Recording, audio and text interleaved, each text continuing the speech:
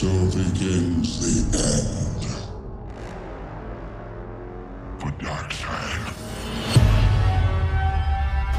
I've never seen a being this strong. Maybe one. He's back.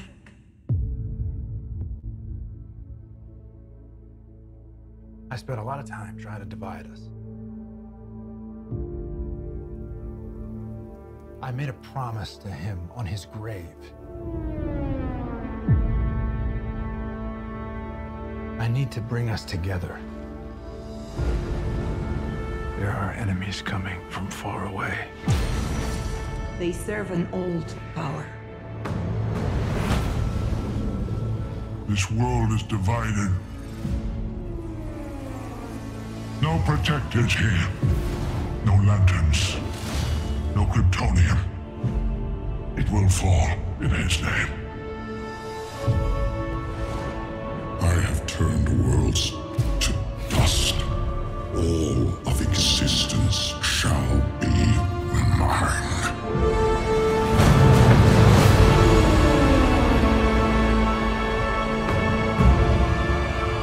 I have a second chance.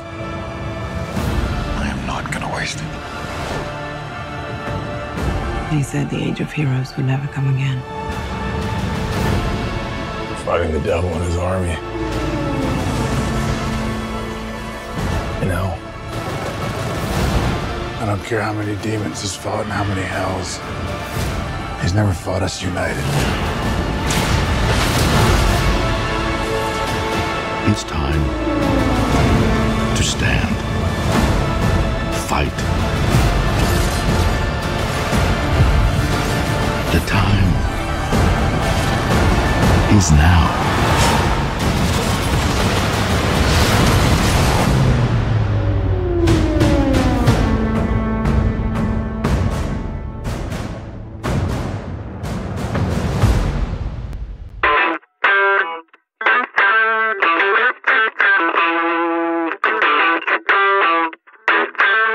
Film is a medium that transports. All I have to do is pop myself in front of the TV to watch a movie, and I can just enjoy it, whatever place the film takes me to.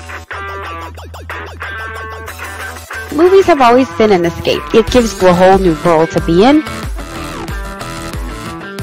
I have a rekindled love affair with movies.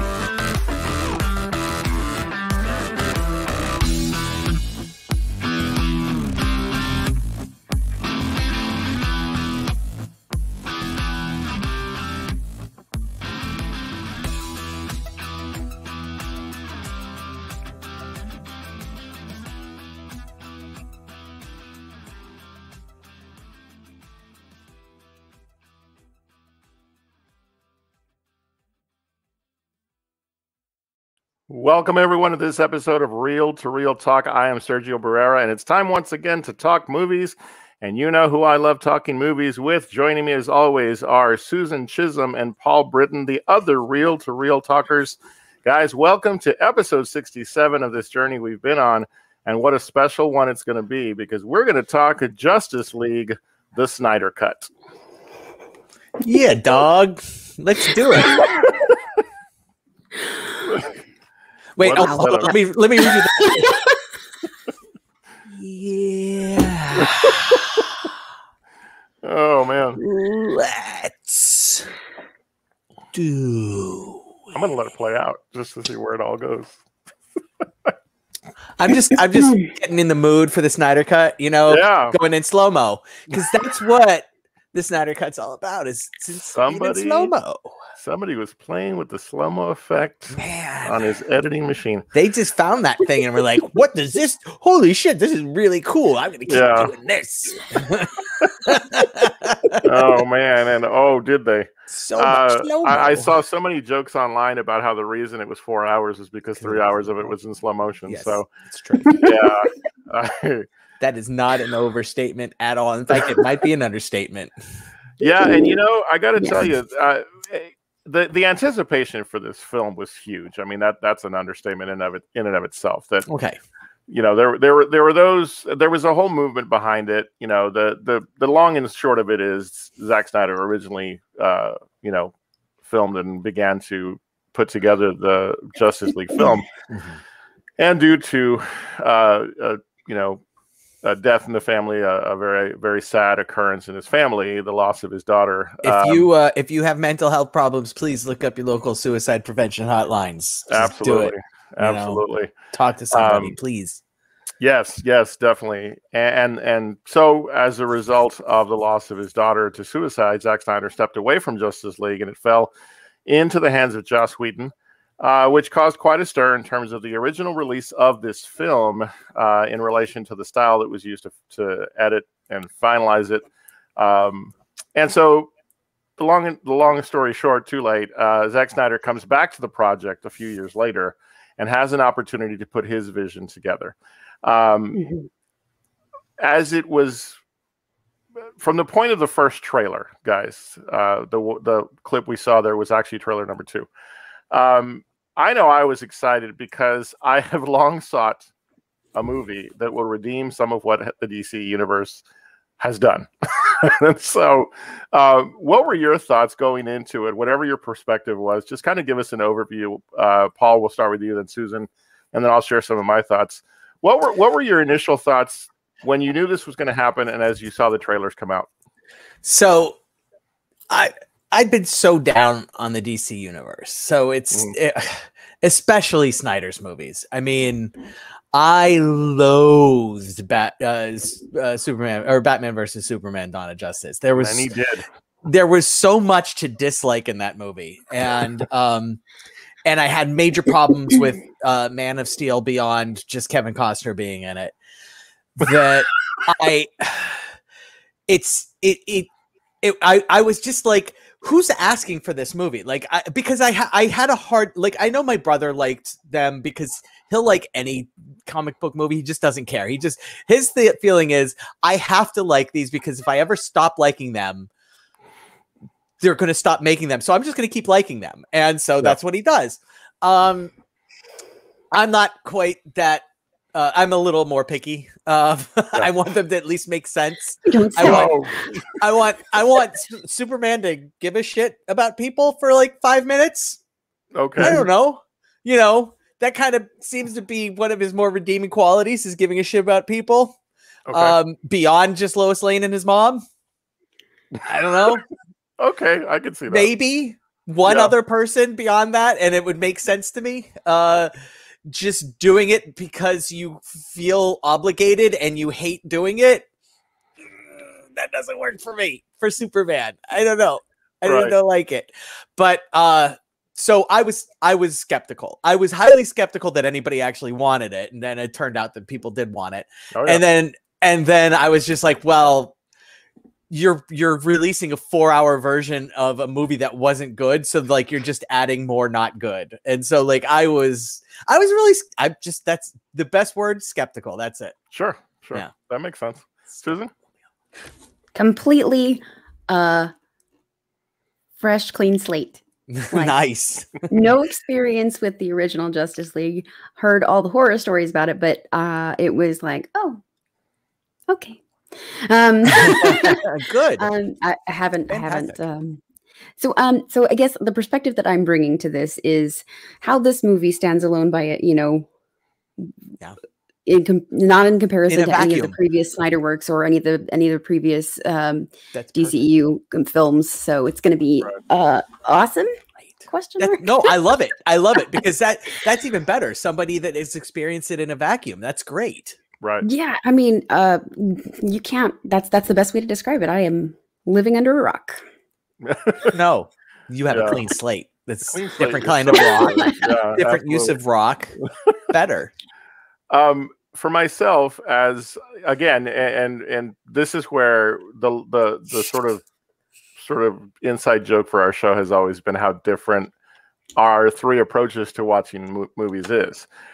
Paul, you have a very critical eye, which is, based on your long history with movies and your experience in, movie making and film overall. Wanting them to be good. I don't know.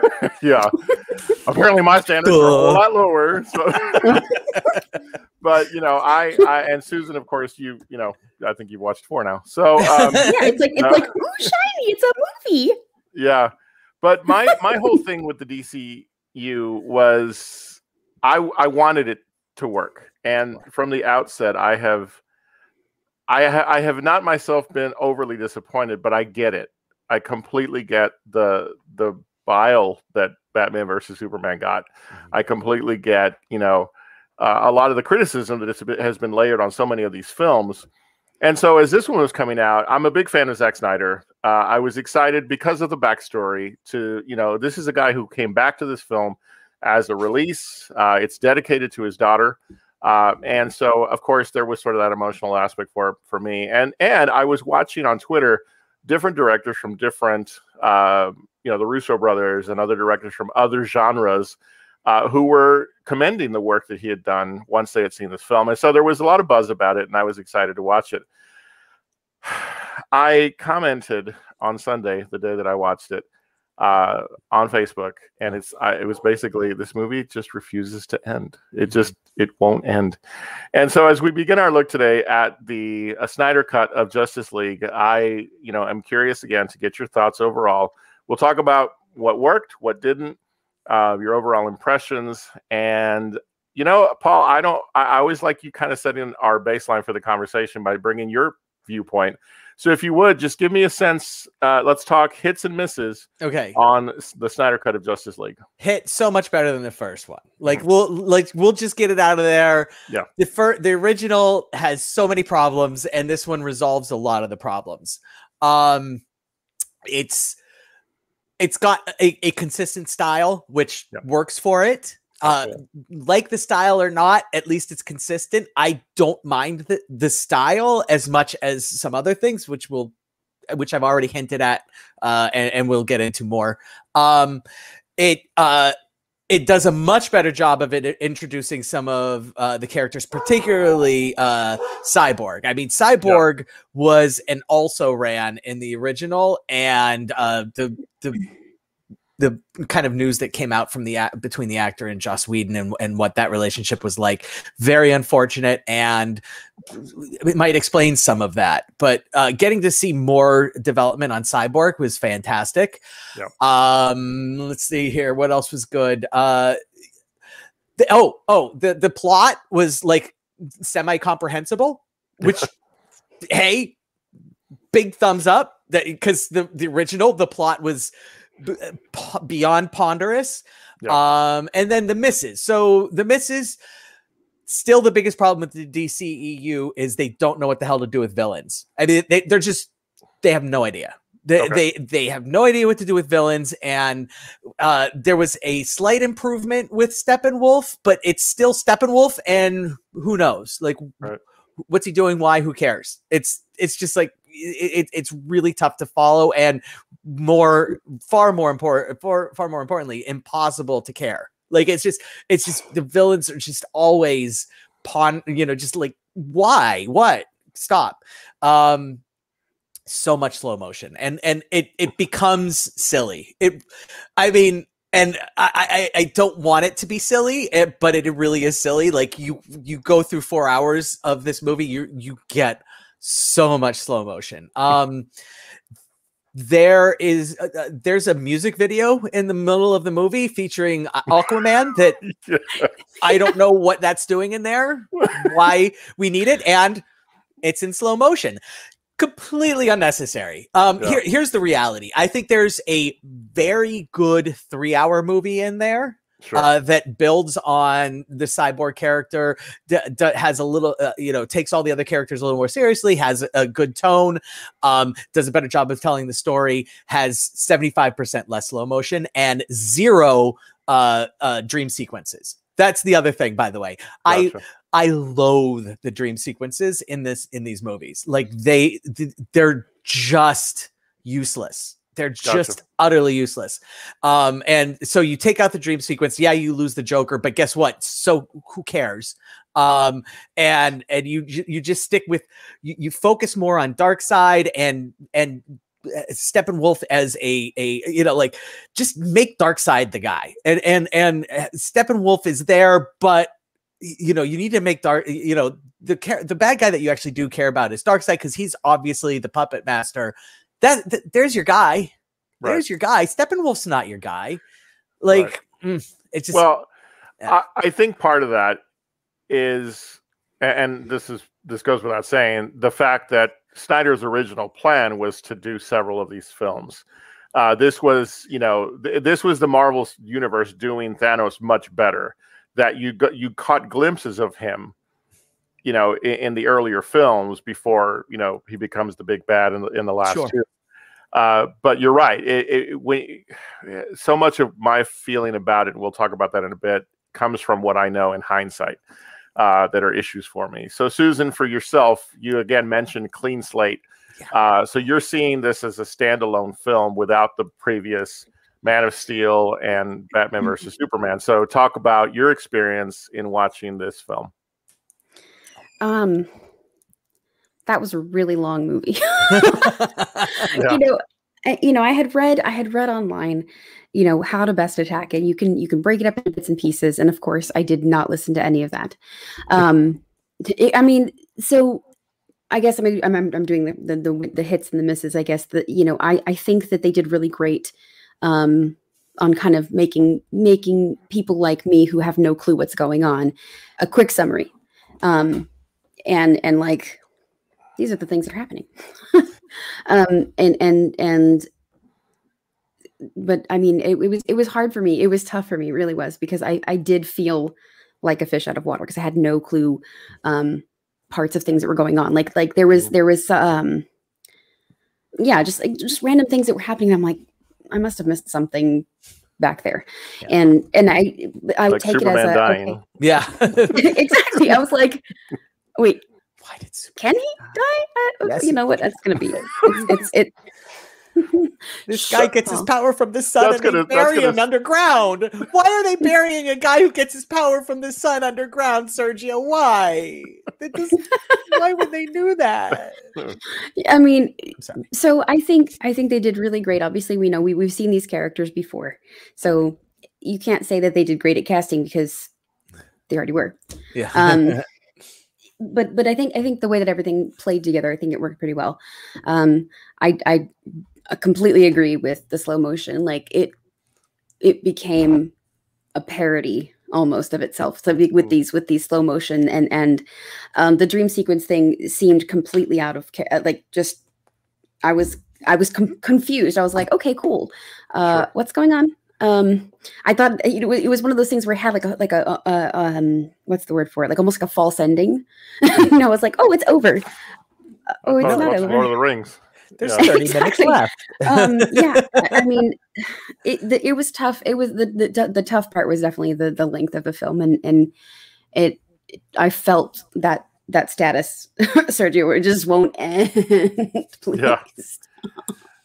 So I mean, I did do my best. I was just, I mean, I think that they did. There are certain things that were really great, and the consistency also, like what Paul was saying, that everything, it just seemed like it was kind of meshed together really well. But yeah, God, so much slow motion.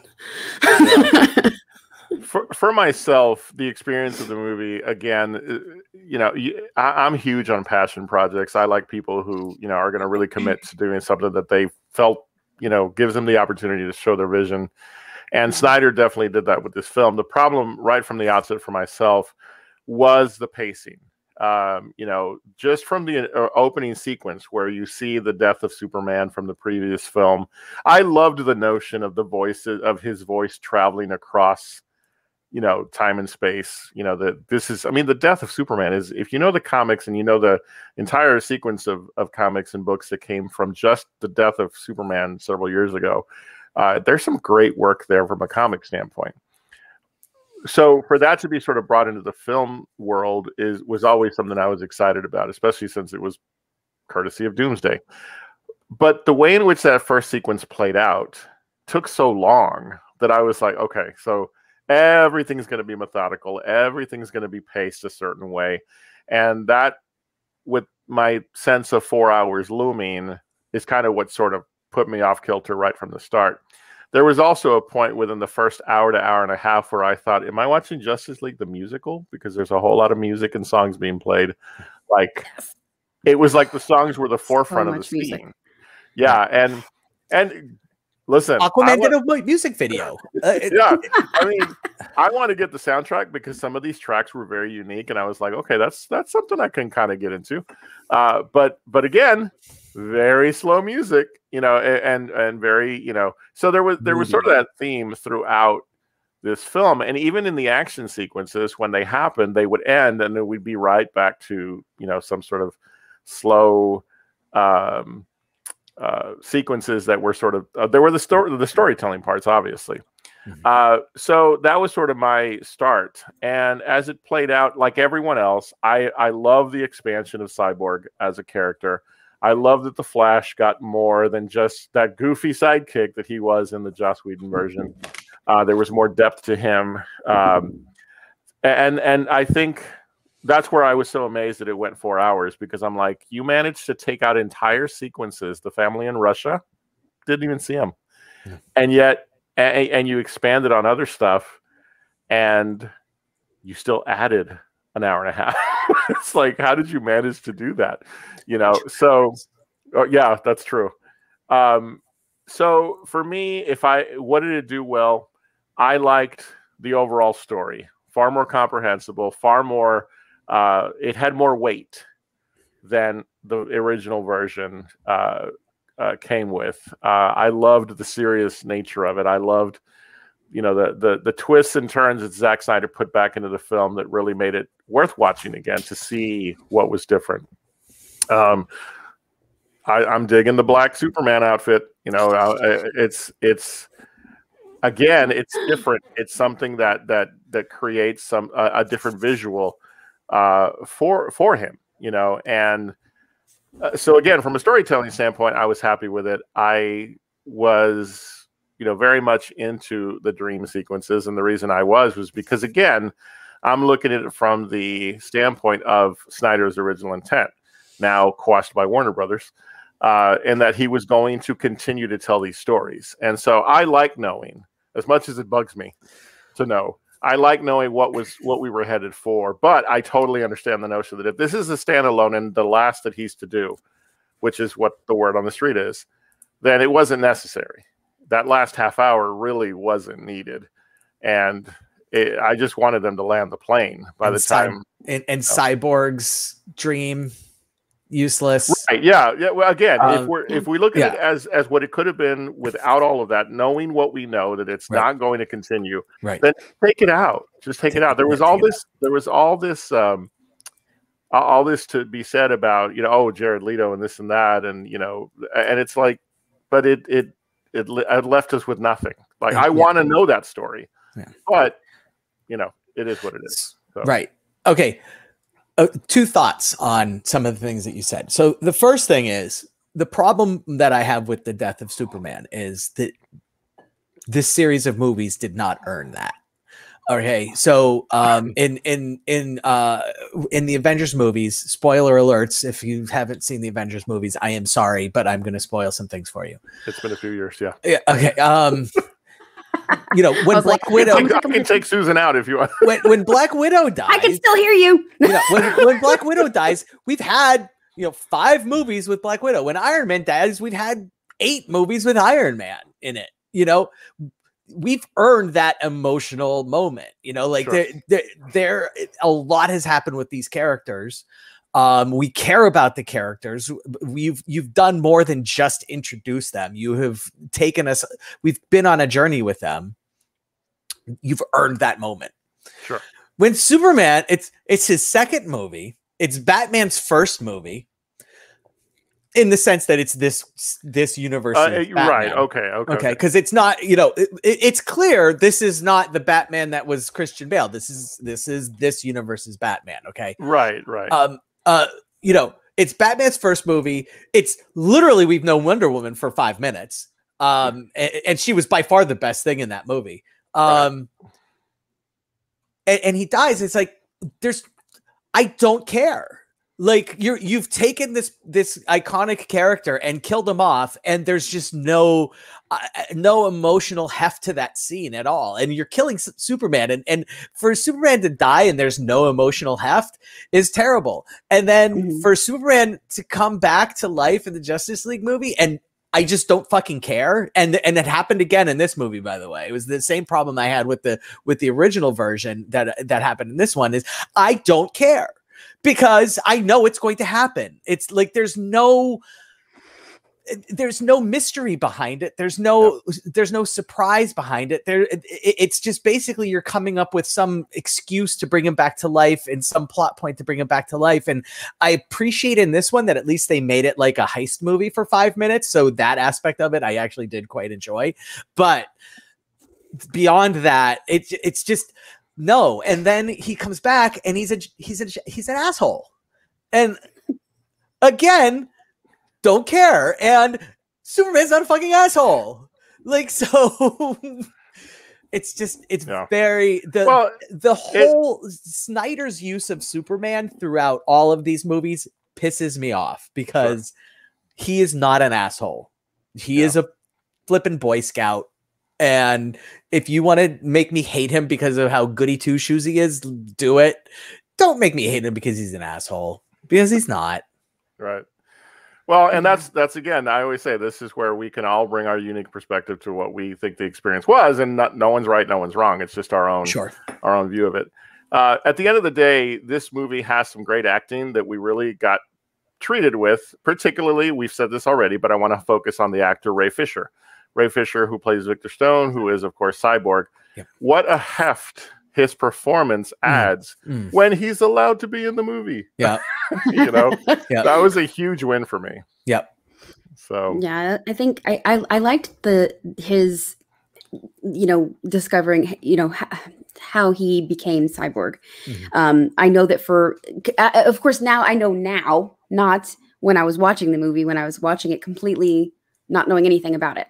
So, you know, it was really, I think that it fit just fine. And I liked learning about, you know, how he came to be essentially. So that I think that was really great. And he did just do a fantastic job as an actor. So I think that was good too. Yeah. Cause in the original, we don't even see the accident. He's just this morose guy whose father brought him back. And you had no sense of like, he was bitter. Whereas in this movie, he was on a journey of finding himself. Like there was a whole different perspective. Yeah, it was so much better. Much better. Oh yeah, absolutely. The movie's 90% better just for what they did with Cyborg alone, and it's just, you know. So but my feelings towards the Superman is also my feeling towards the nightmares, and there's got to be a reason, like. Batman is not precognitive, you know, like if Batman all of a sudden is precognitive, you got to tell me why is he precognitive and what's going on with Batman that he can see the future and what's going on with Cyborg that he can see the future. And like, so Cyborg, I almost get it. Okay. Maybe, you know, as a side effect of him being part of the motherboard, he gets to see the future and cool.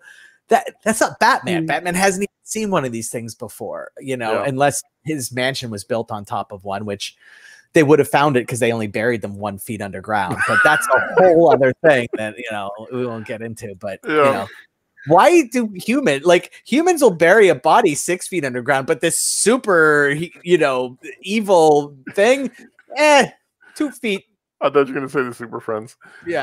No, I love the Super Friends. Wonder Twins power activate. Absolutely.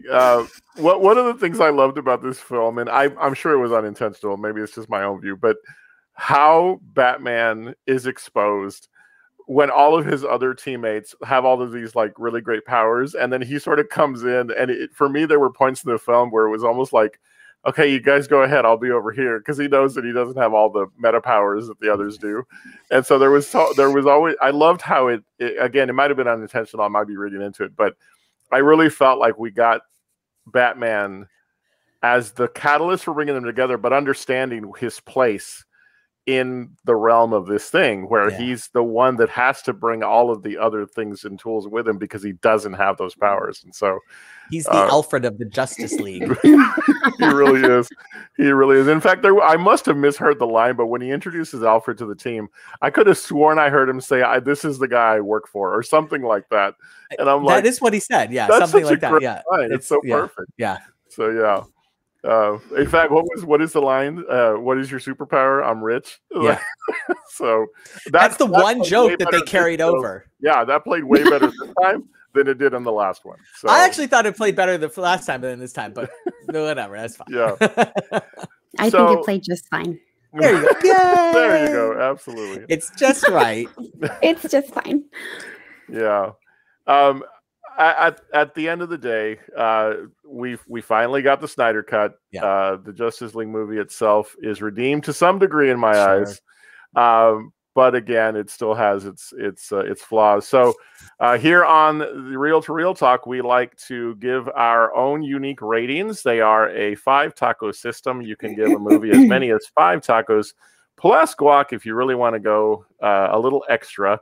So with that in mind, let's go around the horn. Paul, we'll start with you, then Susan, and myself. What would you rate on our 5 taco scale, Justice League, the Snyder Cut? 3 taquitos. Okay. So small tacos, little tacos. They're little tacos. Rolled up.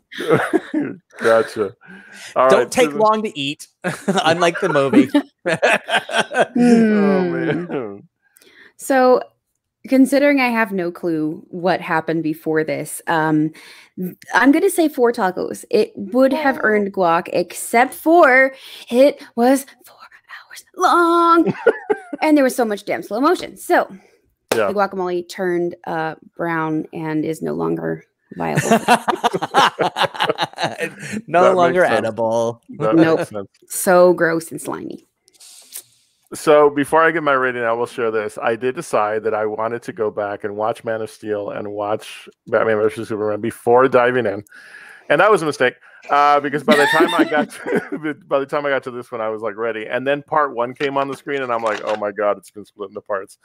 So by the time the experience was over, again, I had enough issues for me to feel like it's going to get 3 good, strong tacos plus guac.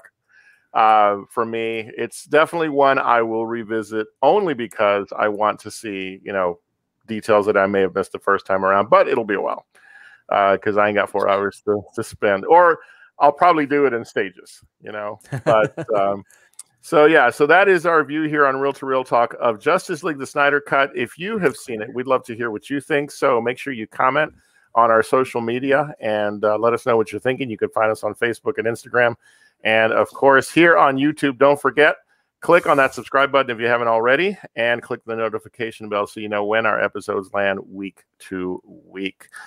All right. Well, I'm excited to share that it's time for our weekly segments. And so we're going to start this time around, well, as we always do, with a little segment we like to call... what the hell did I just watch? So, Paul, if you would, Yes, we'll throw it over to you for this Awesome. week.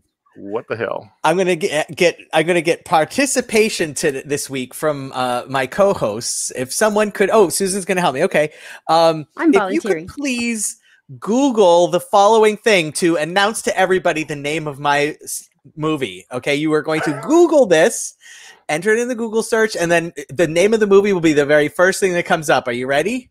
I'm ready. James Woods' stomach vagina.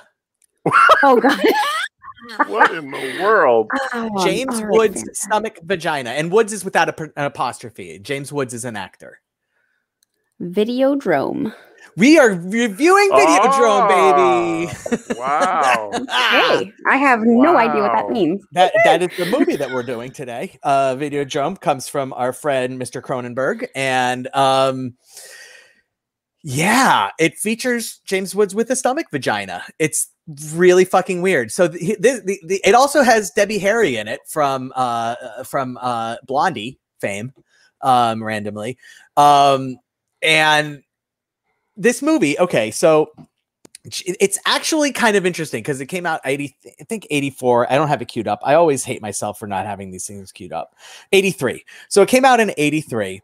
And it's actually kind of forward thinking in the concept of the movie, because what it is James Woods is not like a UHF channel director, but like it's cable, but it's like the local cable outlet. You know, like, so, you know how back in the day, local cable, Sergio might know this, Susan might be a little after your time, but there would be local cable channels. Like you would have to have cable to get them, but they would only be, you know, local. And so James Woods is sort of like the program director for this local cable channel in New York, and they go very blue. And like so like the big controversy is that this cable channel, you know, shows nudity and violence and stuff, and and he's like, hey, look, that's just what life is. That's what people want. We're giving people what they, you know, what they see in real life. So that's what we're doing.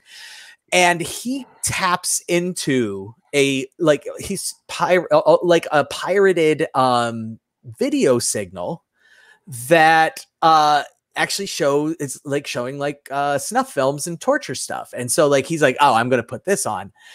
And it turns out like it's so I won't go too spoilery here, but basically he goes down a rabbit hole, and it ends up the channel actually takes over his mind, and he starts to hallucinate things. And one of the things that he hallucinates is that he has a vagina on his stomach in which he hides a gun. You know, because what else are you going to put in a vagina in your stomach? It's a really big vagina. It's like throwing a hot dog down a hallway when you put the gun in there. Okay, goodbye. Yeah. No, I mean, but no, it's just, you know, if you have a vagina on your stomach, I think we get it. Anyway, so but why?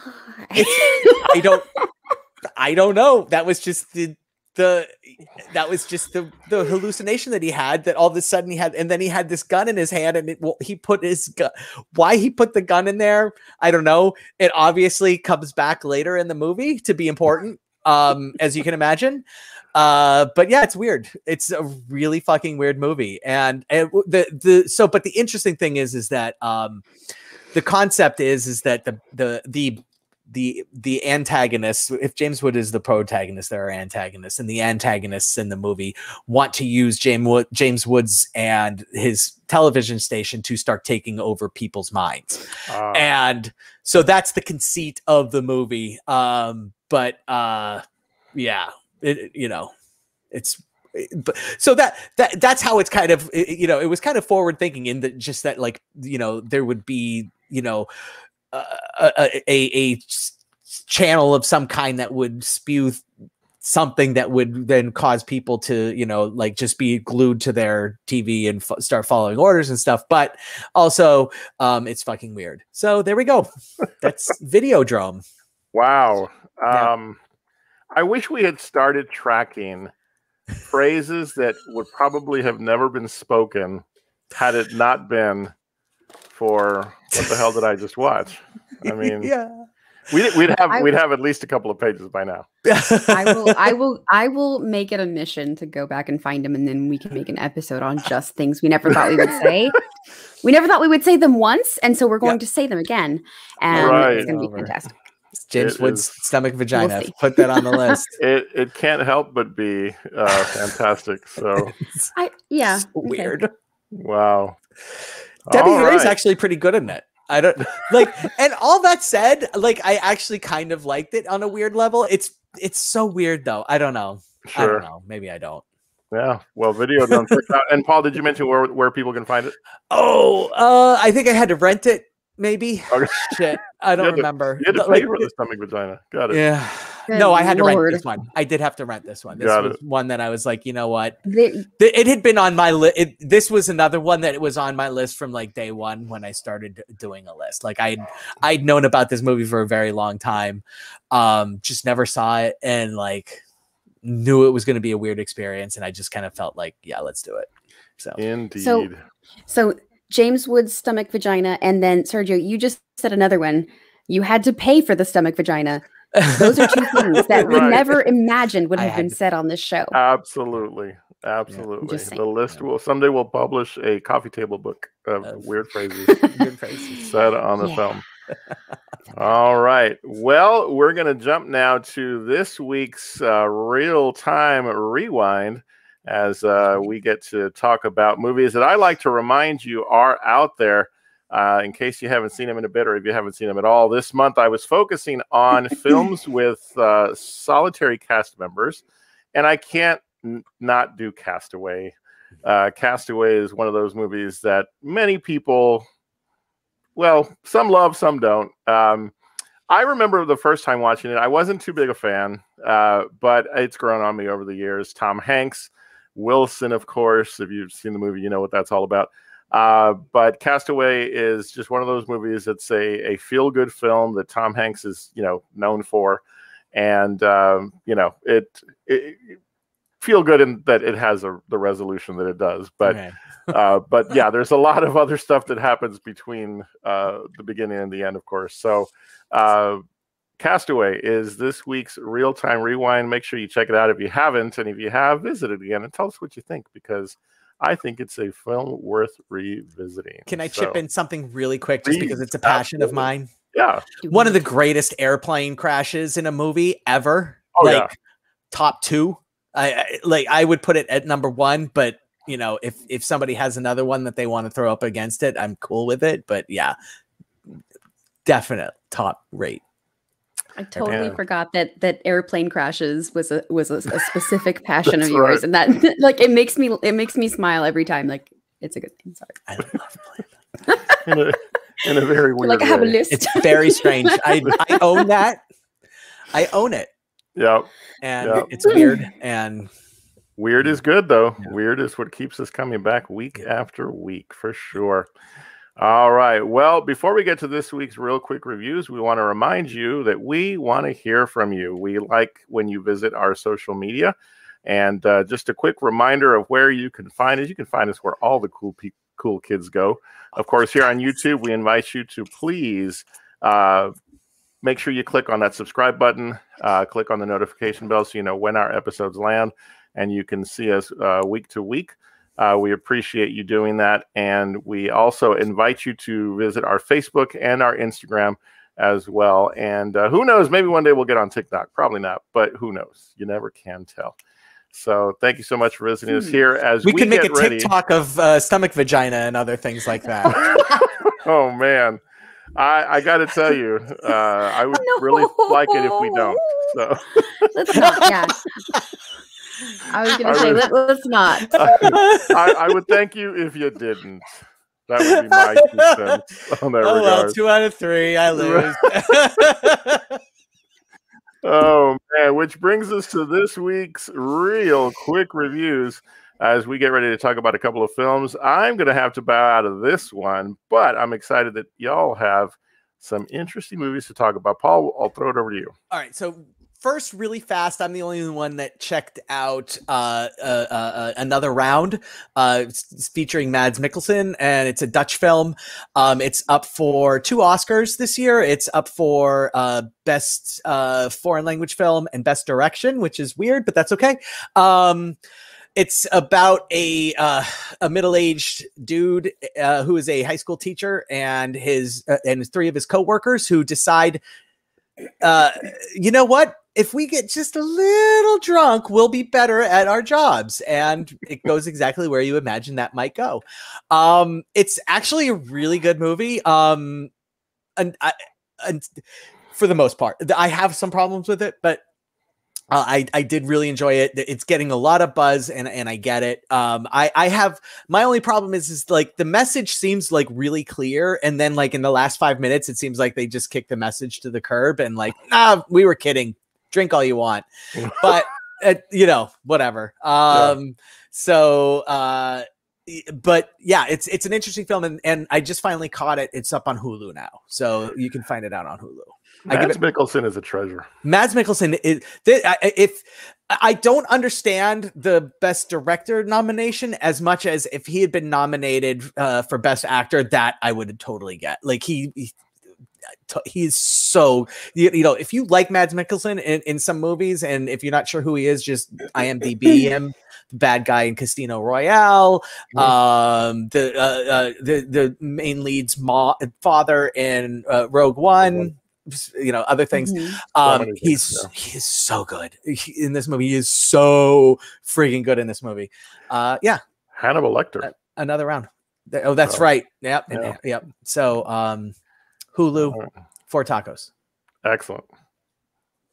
The other movie is also available on Hulu. I think, is it Hulu or yes? It was Hulu. I had to rent this one. This one had to rent, but the price just went down, so that's why we actually did this one. But Promising Young Woman, which is up for many different Oscars, including but not limited to Best Picture and Best Actress. And Susan, you checked this one out, so why don't you start us off on Promising Young Woman, will you please? I'm gonna do a really quick and kind of try to do it as spoiler free as possible. Okay. This film is, it definitely delves into traumas and sexual assault and a lot of things that don't belong, and it was difficult to watch, but it made me uncomfortable, but in a way that made me want to keep watching it and see what happened. So I don't know if that makes any sense. Oh, yeah. It does. Okay. Yeah. So, I mean, it definitely, it keeps you uncomfortable. And Carey Mulligan, you know, we've seen her, I saw her, we reviewed the movie, The Dig. And it was so different. Yeah. Like, like in The Dig, she's very, you know, quiet and poised, etc. This is very different. So, I mean, definitely it's check it out, but be warned that there are some triggers in there that you know, can be difficult to get past. Yeah. I don't know. I think it was probably, I mean, I would say probably 4 tacos, we'll say, for me. Yeah. It was good, but uncomfortable. It's really, it's not an easy watch. Let's start with right now. It's not an easy watch. It's absolutely movie with people making bad decisions that drive you crazy. It's absolutely movie that this is as bleak and dark of a comedy as I've ever seen, because there are definitely parts of it that are really funny, but then you're like, why the fuck am I laughing at this? I should not be laughing right now, but I have to laugh.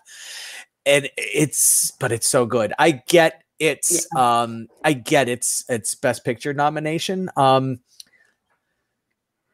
There are weird things that happen throughout that are kind of like head scratchers. So like you know, as far as the nominees this year are concerned, I would put it middle of the pack. But I get it. And it's a different movie. And I think that that's good that the Academy's like, okay, this is, you know, let's recognize a broad spectrum of movies, because this is definitely in a spectrum, and it's not going to fall on like, oh, this is, you know, this has a formula and it's going to go along with the formula. The ending, I didn't care for the ending. That's it. I did not care for the ending either. At all. And it's but the ending definitely had.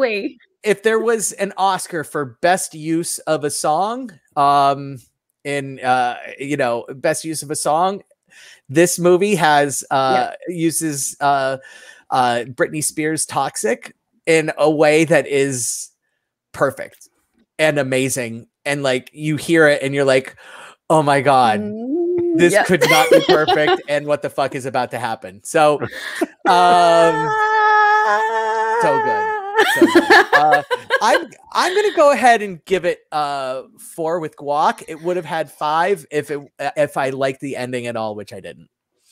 I didn't. Oh, I hated the ending. Like the So gotcha. No, sir, I didn't like it. I have to do my homework then and catch it because I am intrigued. I'm very intrigued and in trouble. Yeah, I'll be all right. I'll be all right because I watched The Wandering Earth. So Yes. Yeah, We that don't was need to go into that.